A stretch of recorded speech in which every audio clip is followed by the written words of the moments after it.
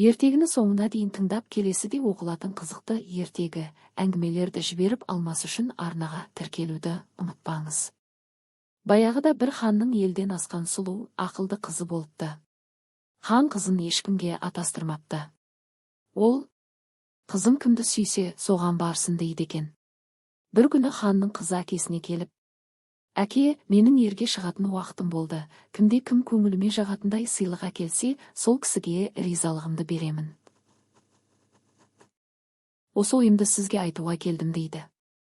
Әкесі қызының сөзін мақұлдап, «Ей, халайық, кімде кім қызымның көңіліне жағатындай сыйлық әкелсе, қызымды соған беремін» деп шаһардағы халыққа жар салыпты.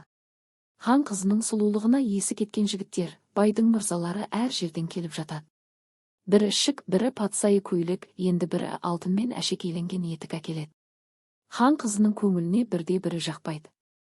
Сыйлық әкелгендердің басы салбырап үйлеріне қайтады.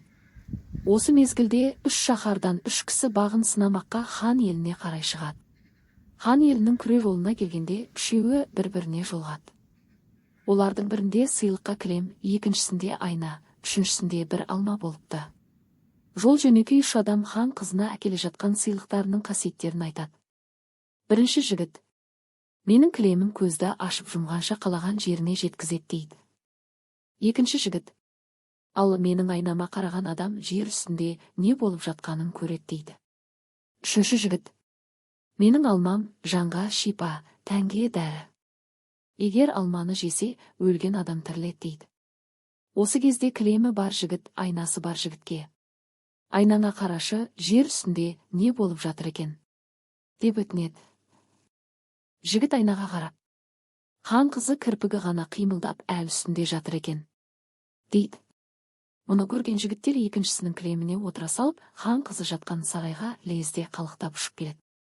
3 жігіт келгенше қыз өліп қалған екен. Сол арада үшінші жігіт барып алмасын жегізіп қызды тірілтіп алады. Үшеуі де әкелген сыйлықтарын тірілген хан қызының алдына тартады. Хан қызы кілемді, айнаны өз иелеріне қайтарып береді. Ал алмасы бар жігітке тұрмысқа шықпақ болады.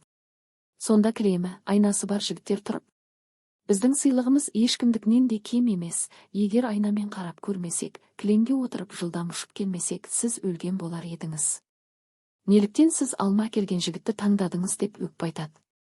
Сонда қыз тұрып былай дейді: «Кеш келсе де, ол жігіт мені тірілтіп алар еді. Бұл бір, екіншіден мен алмасын жеп қойдым. Енді мен ол алманы қайтарып бере алмаймын. Ал сендердің айналарың мен кілемдерің өздеріңде» дейді. Екі жігіт осылай сөзден жеңіліп еліне қайтып кетеді. Қыз алма әкеліп тірілткен жігітке қосылып бақытты ғұмыр кешеді.